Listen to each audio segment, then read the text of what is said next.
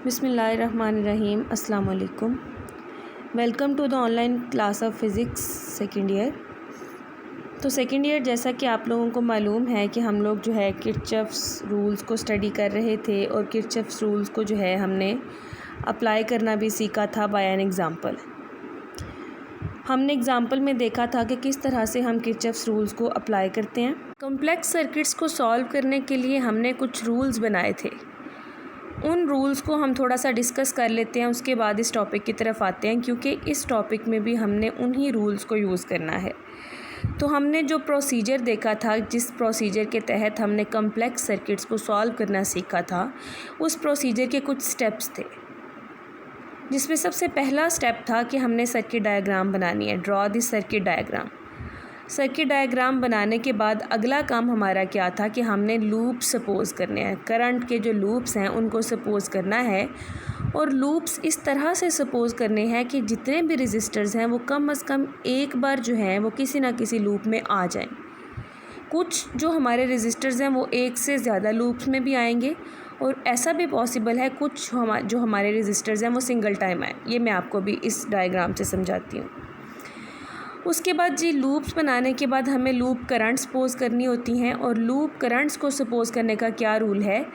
Loop currents को suppose करने का रूल ये है कि जितने भी लूप्स हैं, तमाम लूप्स में हमने जो करंट सपोज़ करनी है वो सेम डायरेक्शन में होनी चाहिए, चाहे वो क्लॉकवाइज डायरेक्शन हो चाहे वो एंटी क्लॉकवाइज डायरेक्शन हो, लेकिन तमाम लूप्स के अंदर सेम डायरेक्शन में करंट को हमने सपोज़ करना है।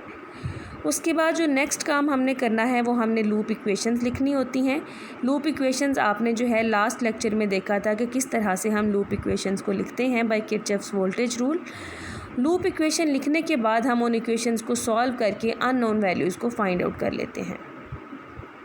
तो ये थे हमारे जो रूल्स, जिनको फॉलो करते हुए हम कॉम्प्लेक्स सर्किट्स को टैकल करते हैं। तो आज का हमारा टॉपिक है व्हीटस्टोन ब्रिज।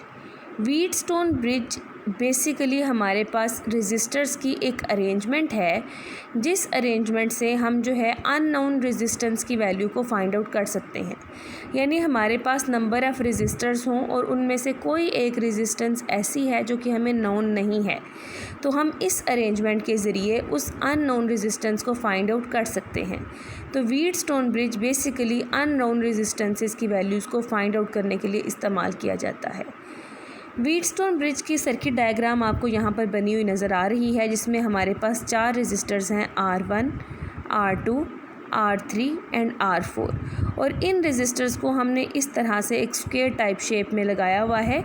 और जब भी हम कोई भी कंपोनेंट इस अरेंजमेंट में लगाते हैं तो इस अरेंजमेंट को हम कहते हैं ब्रिज टाइप अरेंजमेंट, इसीलिए इस ब्रिज का नाम है व्हीटस्टोन ब्रिज। ठीक हो गया। तो यहाँ पर हमारे पास 4 रेजिस्टर्स हैं, और फर्दर आप ये देखें कि हमारे पास जो है ये 4 जो हैं पॉइंट्स हैं A, B, C, D, और यहाँ पर हमने क्या किया है, B और D के दरमियान हमने एक गैल्वानोमीटर लगा दिया। गैल्वानोमीटर क्या है? गैल्वानोमीटर एक डिवाइस है जो कि करंट को करंट के पैसेज को पहचानती है। यानी यहाँ पर करंट मौजूद है या नहीं है, जस्ट करंट की प्रेजेंस के मुतालिक बताती है। तो गैल्वानोमीटर हमने यहाँ पर लगा दिया ताकि हम करंट के पैसेज को स्टडी कर सकें। उसके बाद हमने क्या किया, B और D के दरमियान गैल्वानोमीटर लगा दिया। A और C टर्मिनल के दरमियान यहाँ पर आप देखें हमने एक बैटरी लगा दी है। B और D टर्मिनल के दरमियान हमने गैल्वानोमीटर लगा दिया, और A और C टर्मिनल के दरमियान हमने बैटरी लगा दी, जिस बैटरी की मदद से हम इस ब्रिज अरेंजमेंट के अंदर करंट को फ़्लो करवाएंगे। तो पहला काम हमने कर लिया, जो कि सर्किट डायग्राम को बनाने का काम था। तो सर्किट डायग्राम को बनाने के बाद अगला काम हम क्या करते हैं, लूप सपोज़ करते हैं। तो यहाँ पर देखिए हमारे पास 3 लूप हैं। लूप हम किसको कहते हैं? क्लोज्ड सर्किट को, जो क्लोज्ड डायग्राम हमारे पास होती है उसको हम लूप बोलते हैं। तो यहाँ पर देखिए एक हमारे पास B, C, D, B, एक ये हमारे पास क्लोज्ड लूप है, B, C, D, B closed loop. उसी तरह से दूसरा लूप आप देखें, B, D, A, B, ये दूसरा क्लोज्ड लूप आपको नज़र आ रहा है। एक हमारे पास है B, C, D, B, दूसरा है B, D, A, B, और तीसरा लूप आप ये देखिए हमारे पास है C, A, DC, ये वाला लूप आपको नज़र आ रहा है, जो C से स्टार्ट हो रहा है, A की तरफ जा रहा है, D की तरफ और देन C पे क्लोज़ हो रहा है, ये वाला लूप। तो ये हमारे पास 3 लूप्स हैं, यहाँ पर मैंने मेंशन किया हुआ है। पहला लूप BDAB, ये वाला BDAB, दूसरा लूप BCDB, ये वाला सेकेंड लूप, और थर्ड लूप है जी हमारे पास CADC। तो ये हमने लूप सपोज कर लिए। दूसरा स्टेप भी हो गया लूप सपोज करने वाला।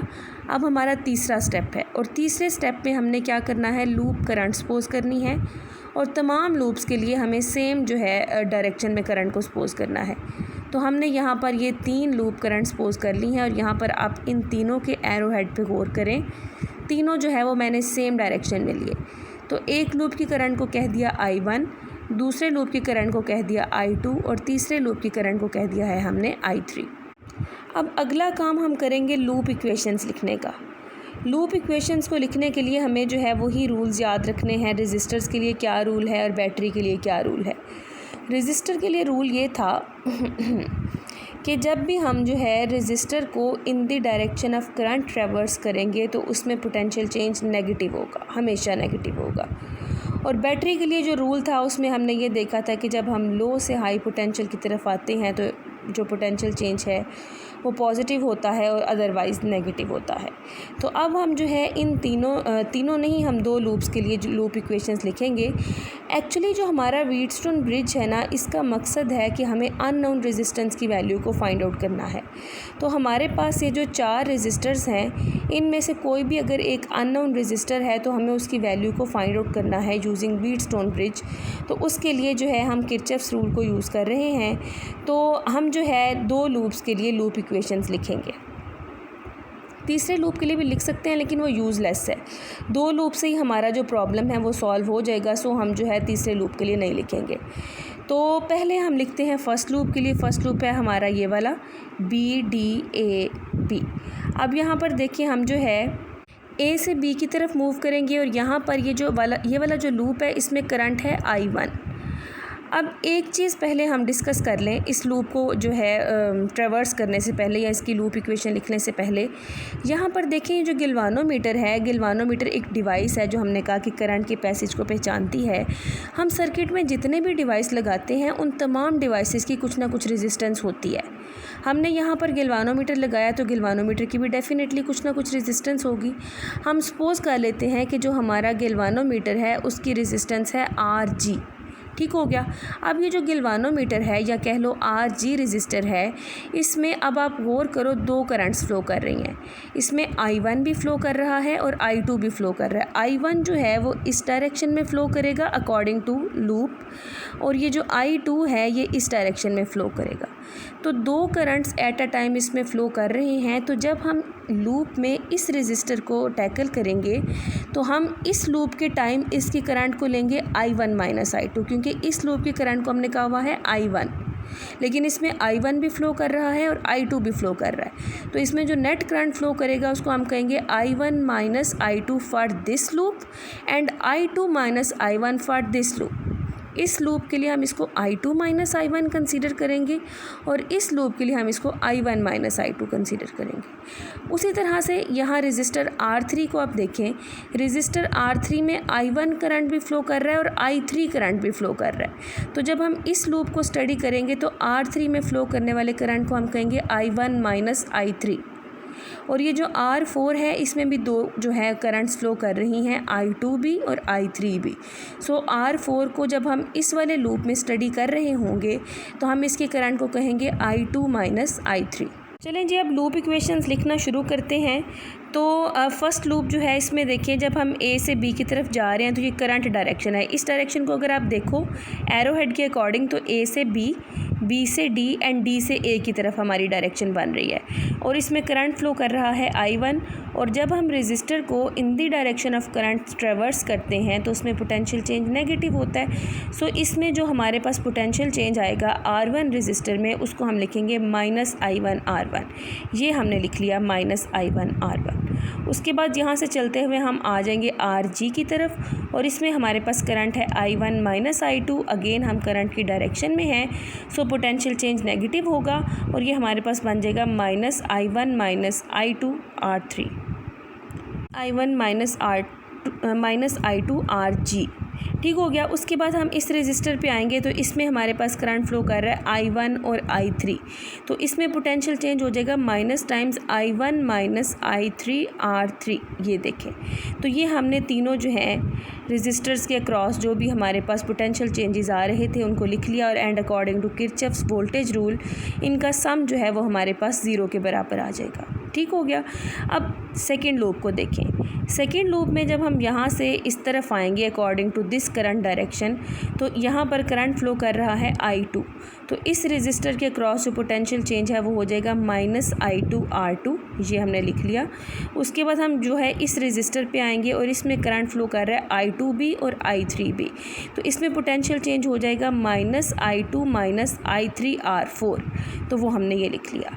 उसके बाद RG की तरफ आएँ तो यहाँ पर हमारे पास पोटेंशियल चेंज हो जाएगा माइनस I2 माइनस I1। इस वाले लूप के लिए I2 माइनस I1, इस वाले के लिए हमने I1 माइनस I2 लिया था, तो यहाँ पर हमारे पास पोटेंशियल चेंज हो जाएगा I2 माइनस I1 RG जो है इसकी रेजिस्टेंस की वैल्यू है इज़ इक्वल टू 0। तो ये हमारे पास जो है 2 लूप इक्वेशंस आ गई हैं। अब हम इन लूप इक्वेशंस को सॉल्व करेंगे। चलें जी, अब एक इम्पॉर्टेंट पॉइंट जो है वो डिस्कस कर लेते हैं, वो है गिल्वानोमीटर में फ़्लो करने वाला करंट। गिल्वानोमीटर में इस वक्त 2 करंट्स फ़्लो कर रहे हैं, एक है I1 और एक है I2, और इन दोनों की डायरेक्शंस अगर हम देखें गिल्वानोमीटर में तो एक दूसरे के अपोजिट हैं। एक जो है जो I1 करंट है वो टॉप टू बॉटम है और I2 जो है वो बॉटम टू टॉप है, यानी दोनों करंट्स एक दूसरे के अपोजिट फ़्लो कर रही हैं। ठीक है, तो गिल्वानोमीटर की नेट करंट लेने के लिए हमें इन दोनों की करंट्स को माइनस करना पड़ेगा। तो अगर ऐसा हो जाए कि ये दोनों करंट्स बराबर हो जाएं, यानी जितनी I1 की वैल्यू है उतनी ही I2 की वैल्यू हो जाए, तो गिल्वानोमीटर की सुई जो है वो ज़ीरो डिफ्लेक्शन देगी, यानी वो ये कहेगी कि इसमें से करंट फ़्लो नहीं कर रहा। करंट फ़्लो कर रहा होगा लेकिन इक्वल एंड अपोजिट, यानी अगर एक में +2 ओहम है और दूसरे में -2 ओहम है, दोनों ने एक दूसरे को कैंसिल किया और हमारे पास आंसर आ गया 0। ठीक है, यानी अगर इस गिल्वानोमीटर में फ़्लो करने वाली दोनों करंट्स आपस में बराबर हो जाएं तो RG या गिल्वानोमीटर में से फ़्लो करने वाला करंट जो है वो 0 हो जाएगा। अब हम जो है इन दोनों इक्वेशंस में ये वाली जो कंडीशन हमने बनाई है इसको हम इस्तेमाल करेंगे। कंडीशन हमने क्या बनाई है? कंडीशन हमने ये बनाई है कि गिल्वानोमीटर में से फ़्लो करने वाला करंट तब 0 होगा जब इसमें फ़्लो करने वाले दोनों करंट्स जो हैं वो आपस में बराबर होंगे, क्योंकि ये दोनों इक्वल एंड अपोजिट हैं। यानी जब I1 और I2 बराबर हो जाएंगे तो गिल्वानोमीटर में से फ़्लो करने वाला करंट जो है वो 0 हो जाएगा। तो अब हम क्या करेंगे, इन दोनों रिलेशंस में यानी इक्वेशन 1 और इक्वेशन 2 में I1 और I2 को बराबर रखेंगे। तो यहाँ पर देखिए गिल्वानोमीटर का जो हमारे पास पोटेंशियल ड्रॉप था I1 माइनस I2, तो यहाँ पर I1 और I2 को जब हम बराबर कर देंगे तो दोनों I1 इज़ माइनस I1 बन जाएंगे और दोनों कैंसिल हो जाएंगे और ये वाला जो पोर्शन है ये हमारे पास 0 हो जाएगा। इसी तरह से इस वाली सेकेंड वाली इक्वेशन में भी ये वाला पोर्शन हमारे पास 0 हो जाएगा, बिकॉज जब I1 और I2 आपस में बराबर होंगे तो हम I1 की जगह पर I2 लिख सकते हैं, तो वो हमारे पास बन जाएगा I2 माइनस I2 या I1 माइनस I2 और दोनों कैंसिल हो जाएंगे और ये वाला जो पोर्शन है ये हमारी इक्वेशन में से डिसअपीयर हो जाएगा और हमारी इक्वेशंस ये जस्ट इतनी सी रह जाएंगी, ये जो स्टार्टिंग इक्वेशंस हैं इतनी रह जाएंगी। और इन इक्वेशन को अब हम लिख लेते हैं। तो हमने यूज़ की कंडीशन कि current through RG 0 when I1 is equal to I2, ये वाली कंडीशन इस्तेमाल की तो हमारी जो इक्वेशन 1 और 2 हैं वो इस फॉर्म में आ गई। इसमें सिर्फ ये हुआ है कि जो RG वाला फैक्टर था वो 0 हो गया है, बाकी इक्वेशन हमने एज इट इज़ लिख ली। फर्दर हम क्या करेंगे कि इस इक्वेशन में देखिए हमारे पास ये वाला जो पोर्शन है वो minus times I1 minus I3 multiplied by R3, इसको हम दूसरी साइड पर लेकर जाएंगे तो ये प्लस टाइम्स हो जाएगा। इस वाली इक्वेशन को हमने चेंज करके ये बनाई, जस्ट हमने ये किया है कि ये वाला जो टर्म है इसको हम इक्वालिटी की दूसरी साइड पर लेकर गए हैं, ये प्लस हो गई। इसी तरह से सेकंड इक्वेशन में भी ये वाली जो टर्म है इसको हम इक्वालिटी की दूसरी साइड पर लेकर जाएंगे, ये भी प्लस हो जाएगी। अब हमारे पास ये जो 2 इक्वेशंस आई हैं इन दोनों को डिवाइड कर लेते हैं। राइट हैंड साइड्स जो हैं वो आपस में डिवाइड होंगी, लेफ्ट हैंड साइड्स जो हैं वो आपस में डिवाइड होंगी।